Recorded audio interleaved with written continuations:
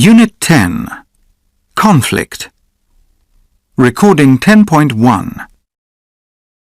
What are the most common causes of disputes at work? There are a number of causes. The first, I would say, is unrealistic expectations about what a contract can deliver, lack of flexibility, that when expectations are not being met, business people can be not as flexible in the circumstances. Lack of communication, communicating badly or not communicating at all. Genuine differences of view about how a commercial arrangement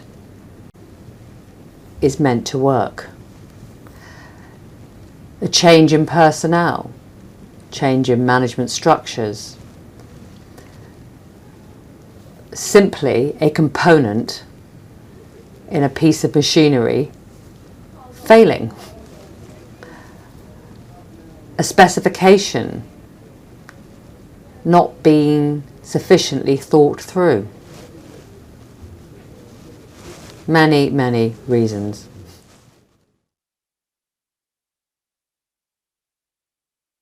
Recording 10.2. And how do you help to resolve such business disputes? As a mediator, I work with commercial parties in business disputes in a number of ways.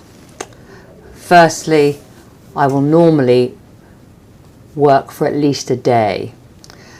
I will set an agenda for the day.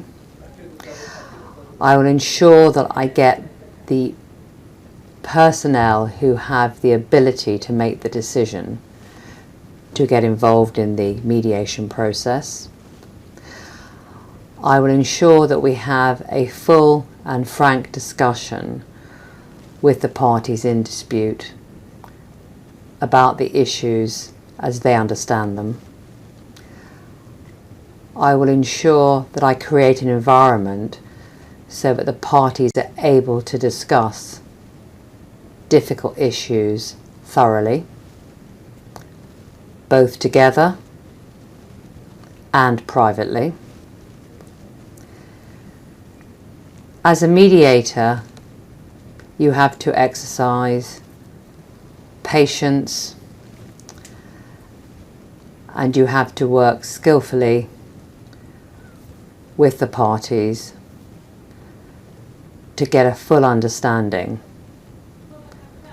of not just the history, but particularly the benefits of resolving the dispute for the future. 3 elements: creating focus for a sufficient period of time, creating the right atmosphere for difficult conversations to take place, and making sure you have decision makers willing to grapple with the issues.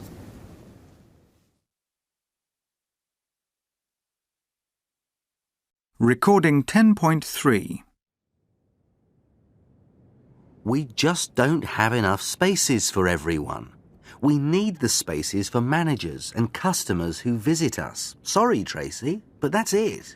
Well, you'll have to think again. Our staff arrive early. They need somewhere to park. Look, Tracy, I understand what you're saying, but it just isn't possible anymore. Well, that's a typical management attitude. The staff are not going to accept it. I warn you, Tom, this could lead to a strike. Oh, come on, Tracy. You know we've got a parking problem. We've got to do something about it. OK, how about this? What if we keep 5 spaces for staff and it's first come, first served? Sorry, that isn't good enough. It's not a solution to the parking problem, and you know it. There is another possibility. How about if the staff park their cars in the car park near the station? Some of them do that already, but they have to pay quite a bit, you know. The cost goes up every 6 months. You can't expect everyone to do that, surely. OK, Tracy. What if we could help towards the cost? We might be able to pay, say, 30%? Yes, it's worth considering. It might help. Right. I'll discuss this proposal at the next board meeting. Staff will park in the public car park and we'll contribute 30% towards the cost. Fine. That's it then.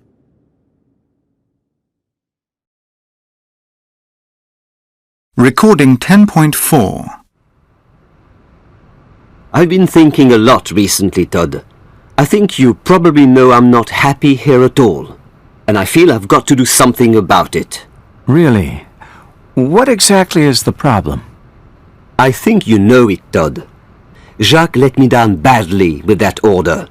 He just wouldn't make any effort for me, so we've lost the order. It means I don't get the commission, and it'll also affect my bonus. Olivier, you must understand, you can't promise a customer that will deliver in 3 weeks. It's a busy time at the moment. Jacques working under a lot of pressure. Maybe, but let's face it, Jacques no good as a production manager. He can't deal with pressure. He just says, sorry, I can't help. But it's not just Jacques. Oh, yes? Well, to be honest, I am not happy with the way you run the department.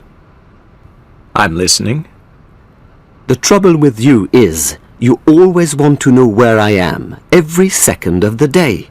You give me no space. You want to control me all the time. How can I meet my sales targets if I have to spend all the time writing reports, answering your telephone messages, and attending meetings? I've got to be out there selling 24 hours a day. Maybe. But you can't just do what you like, when you like, Olivier. Discipline is important. Discipline. Control. Look, I've had enough. I've given everything to this company, but no one cares. So I've decided to resign. You'll get my letter in the morning, and I'll send a copy to Charles. He won't be pleased, I'm sure. We've been friends for years. But I just can't work with you, Todd. There's no other solution.